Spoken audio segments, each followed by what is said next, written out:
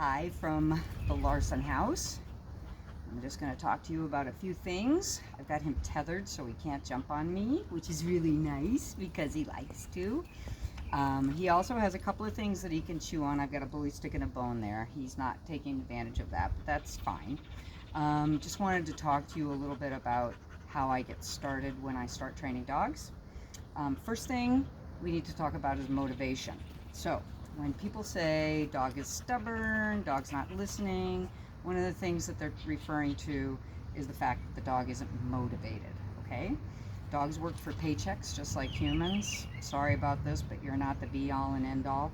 So you better be able to pay him what it's worth to him to pay attention to you and to perform for you in really distracting environments. I've also sprinkled a bunch of treats in the grass here so he can kind of find them, which I thought might keep him busy while I talk to you. So motivation. I have all kinds of treats with me. One of my favorites is this little squishy bottle. I get them on Amazon. It's like a TSA bottle, and I fill it with Cheese Whiz, believe it or not. And I just sort of cup my hand around the end of it, and then they can just lick it. They can just lick it like that. So he really likes cheese. He's already told me that he likes cheese a lot. But I also have liver treats, and I have Slim Jims, believe it or not. Lots of different kinds of stuff.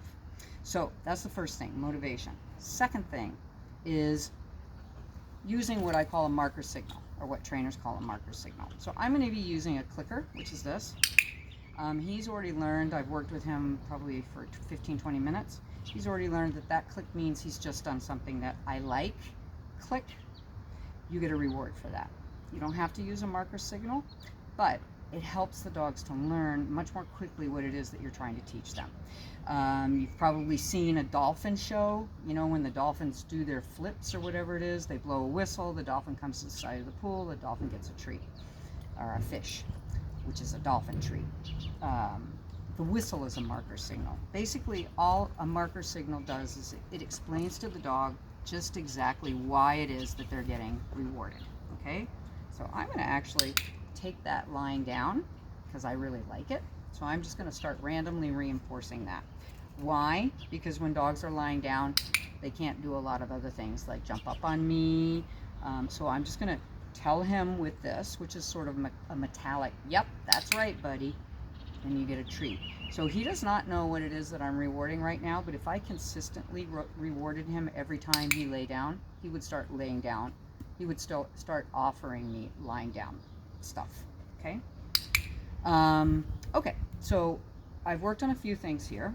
One of them is I'm trying to teach him to lie down, and he's doing this beautifully for me now because, of course, I'm not trying to get him to do that, but that's okay because I can actually utilize this later on, this offering me behavior, just capturing this behavior. That's what we call it, capturing behavior.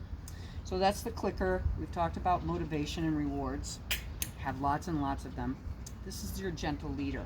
The gentle leader is going to look like a T when it comes out of the clamshell, out of the box. You pull this narrow strap up so that the plastic piece and the ring are flush with the other metal piece, okay? How I start to acclimate dogs to these things, because they hate them. I'm not going to lie to you, they hate them. I'm going to position my chair so you can see a little bit better. So I start to teach them that the gentle leader is very rewarding. How do I do that? Well, I hold this little narrow strap up. I let him poke his nose through there. And while this is resting on his nose, he licks on this treat continuously with it just sort of resting on his nose, you see there? So he gets used to that feeling on the muzzle. That's the part that the dogs hate. It's the strap that goes over the nose. Once the strap comes off, the treat stops. So I want him to learn that the gentle leader predicts that good things happen versus the gentle leader is uncomfortable and I just want to fuss with it. So strap on, strap off, treat stop. Strap on, treat start, strap off, treat stop. This works really well for this because it's something that they can lick on. It's like an ice cream cone. I call it the cheese cone. And he's not going to get tired of that and then start fussing with it and flip his head all around and knock it off. So if I was giving him treats, for example, so I have some hot dog bits here. The problem with, and I'm going to just demonstrate this for you, the problem with using bits of stuff is you get it on them.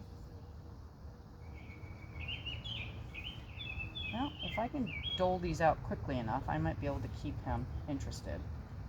But if I stop and I stop, oh, he's actually being really good about this. Awesome. So he's starting to learn to tolerate this, right? I take my time acclimating this, because if I don't, then what happens is the dog just ends up hating it. And every time you put it on him to take him for a walk, they just start fussing with it.